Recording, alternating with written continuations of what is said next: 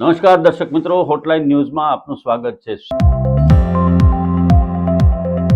સુરતના આરએફઓ ઉપર એના પતિએ જ કરાવેલું ફાયરિંગ અને ત્યારબાદના ઘટનાક્રમમાં 48 દિવસ બાદ આ મહિલા આરએફઓનું મૃત્યુ થયું છે। સુરત ખાતે અડાજણ વન વિભાગમાં ફરજ બજાવતા અને આરએફઓ તરીકે નોકરી કરતા સોનલબેન સોલંકીએ એમના પતિને થોડા સમય અગાઉ ઘોડદોડ રોડના એક ફ્લેટમાંથી પરસ્ત્રી સાથે ઝડપી પાડ્યા હતા અને આ મામલો ઉમરા પોલીસ સ્ટેશનમાં ગયો હતો। ઉમરા પોલીસ સ્ટેશનમાં સોનલબેને પોતાના આરટીઓ ઇન્સ્પેક્ટર પતિ નિકુંજ ગોસ્વામી સહિતના પરિવારજનો વિરુદ્ધ ફરિયાદ નોંધાવી હતી અને એટ્રોસિટી એક્ટ મુજબ પણ ગુનો દાખલ કરાવ્યો હતો। આ ઘટનાનો બદલો લેવા માટે નિકુંજ ગોસ્વામીએ પોતાના મિત્ર ઈશ્વર ગોસ્વામી પાસે ફાયરિંગ કરાવ્યું હતું અને સોનલ સોલંકીની હત્યા માટેની સોપારી આપી હતી। સોનલબેન સોલંકી પોતાના બાળક સાથે જ્યારે કારમાં પસાર થઈ રહ્યા હતા ત્યારે કામરેજ નજીક એમના ઉપર ફાયરિંગ થયું હતું અને ફાયરિંગમાં એમને માથાના ભાગે ગોળી મારવામાં આવી હતી।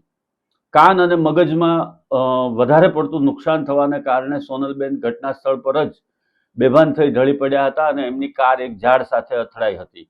પોલીસને પ્રાથમિક રીતે આ અકસ્માતની ઘટના હોવાનું લાગ્યું હતું, પરંતુ તપાસ કરતા જાણવા મળ્યું હતું કે આ ફાયરિંગના કારણે સોનલબેનને ઈજા થઈ છે અને એમને તાત્કાલિક સરકારી હોસ્પિટલમાં લઈ જવામાં આવ્યા હતા, જ્યાં એમના મગજમાંથી ગોળી કાઢવામાં આવી હતી, પરંતુ એમના બ્રેઇનમાં વધારે પડતું ડેમેજ થયું હોવાથી અને કાનમાં પણ ગંભીર ઈજાઓ હોવાને કારણે એમને વધુ સારવાર માટે અમદાવાદ લઈ જવાયા હતા।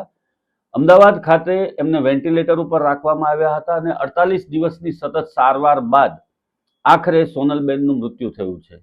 સોનલબેન સોલંકીના મૃત્યુ બાદ એમના પતિ નિકુંજ અને એના મિત્ર ઈશ્વર ગોસ્વામી આ બંને વિરુદ્ધ હત્યાનો ગુનો દાખલ કરવામાં આવ્યો છે અને પોલીસે હવે હત્યાના પ્રયાસની ઘટનાની તપાસ બાદ હવે હત્યાનો ગુનો દાખલ કરી અને આ બંનેની પૂછપરછ શરૂ કરી છે।